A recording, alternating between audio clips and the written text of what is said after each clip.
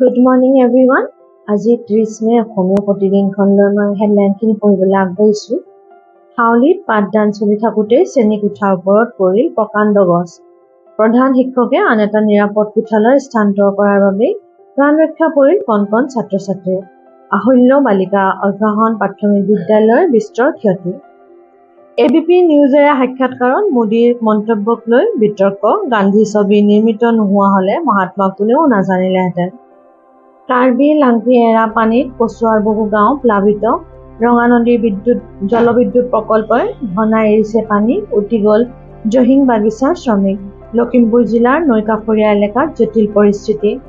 নিৰ্বাচনৰ মাজতে সম্পত্তি বিক্ৰীৰে 20,000 কোটি আহৰণৰ লক্ষ্য কেন্দ্ৰৰ। BSNL MTNLৰ 600 টুকুৰা ভূমি ভ্ৰমণ কৰিব বিক্ৰী। পুনৰুজ্জীৱিত কৰাৰ ৰূপৰেখা তৈয়াৰ কৰাৰ বাবে মাৰ্কিন কোম্পানীক 132 কোটিৰ ঠিকা আবণ্টন। বিৰোধীৰ প্ৰশ্ন নিৰ্বাচনী চৰণবিধি বলৱৎ হৈ থকাৰ মাজতে চৰকাৰী সম্পত্তি বিক্ৰীৰ সিদ্ধান্ত কিয়? দিল্লীৰ পৰা মুখ্যমন্ত্ৰীয়ে কয় যে জৰুৰী পৰিস্থিতিৰ বাবে বিষয়াসকলক সতৰ্ক হোৱাৰ নিৰ্দেশ। ক্ষতিগ্ৰস্ত জিলাসমূহত দ্ৰুত সাহায্য, পুনৰ সংস্থাপনৰ ব্যৱস্থা কৰাৰো আদেশ। 22 জুনৰ পৰা কামাখ্যা ধামত অম্বুবাচী মেলা পুৱা 8:43 বজাত প্ৰবৃত্তি, 26 জুনত নিবৃত্তি। বিদ্যালয়সমূহলৈ সেৱাৰ জাননী। নৱম-দশম শিক্ষাৰ্থীয়ে পোৱা নম্বৰ পৰ্টেলযোগে জমা দিয়াৰ নিৰ্দেশ। শিৱসাগৰত ফুটগধূলিতে অপহৰণ কাণ্ড। গুজৰাটৰ ব্যৱসায়ীয়ে উঠাই নিলে তেল ডিপোৰ কৰ্মচাৰী দীপ গগৈ। গুৱাহাটীত অপহৃত এলাহাবাদৰ ব্যৱসায়ী। 3 নম্বৰ পৃষ্ঠাত আছে আধুনিকৰণৰ নামত তেজপুৰৰ ঐতিহাসিক ক্ষেত্ৰ ধ্বংসযজ্ঞ। অগ্নিগড়ত অবাধে চলিছে এস্কেলেটৰ নিৰ্মাণৰ বাবে চলোৱা খননৰ ফলত ধাৰাসাৰ বৰষুণত বৃহৎ ভূমি খহি পৰাৰ আশংকা। বিদ্যালয় শিক্ষা বিভাগ সেৱা হ্ৰাসত প্ৰকাশন নিগমৰ বিষয়াৰে বৈঠক। ৰাজ্যৰ বিদ্যালয়সমূহলৈ পঠোৱাৰ বাবে সাজু বিনামূলীয়া পাঠ্যপুথি, শিক্ষামন্ত্ৰীয়ে কয়। চৰকাৰী স্কুলত বৃদ্ধি পাইছে শিক্ষাৰ্থী। চৰকাৰে এতিয়া ছপাই আছে অতিৰিক্ত পাঠ্যপুথি। বিদ্যালয়ৰ কৰ্তৃপক্ষই অতিৰিক্ত পাঠ্যপুথিৰ দাবী জনাব পৰাকৈ শিক্ষা সেতু এপত ৰখা হ'ব নতুন ব্যৱস্থা।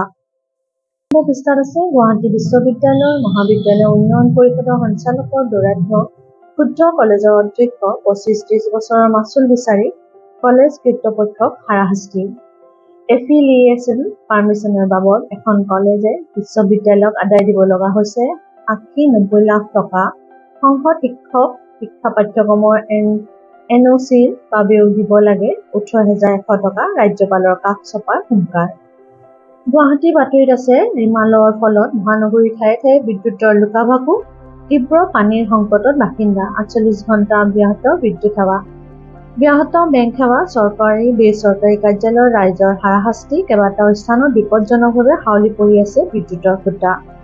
বহুজাতিক কোম্পানীৰ গীতাশ্ৰী কৰ্মচাৰী ভয়ংকৰ কাণ্ড। ষ্টেট বেংকৰ ATMত ভৰাবলৈ অনা 4 কোটি টকা আত্মসাৎ। প্ৰবন্ধক অজয় বিশ্বকৰ্মাক গ্ৰেপ্তাৰ দিছপুৰ আৰক্ষীৰ। অন্তিম পৃষ্ঠাত আছে ৰাজধানীত সৰ্বকালৰ সৰ্বোচ্চ তাপমাত্ৰা। 30 জুনলৈ বিদ্যালয়সমূহৰ গৰম বন্ধৰ দিন বৃদ্ধি। দিল্লীত পাৰা স্তম্ভই স্পৰ্শ কৰিলে 52.3 ডিগ্ৰী চেলছিয়াছ। দিল্লীত তীব্ৰ জলসংকট, কঠোৰ স্থিতি চৰকাৰৰ। খোৱাপানীৰে গাড়ী ধুলে ভৰিব লাগিব 2,000 টকা জৰিমনা। দুপৰীয়া 12 বজাৰ ভিতৰত শ্ৰমিকক ছুটিৰ নিৰ্দেশ উপ-ৰাজ্যপালৰ। এয়া আছিল আজি অসমীয়া প্ৰতিদিনখনৰ মূল হেডলাইনখিনি। আপোনালোকে মোৰ চেনেলটো লাইক আৰু ছাবস্ক্ৰাইব কৰিবলৈ নাপাহৰিব। আপোনালোকৰ আজিৰ দিনটো শুভ হওক। নমস্কাৰ।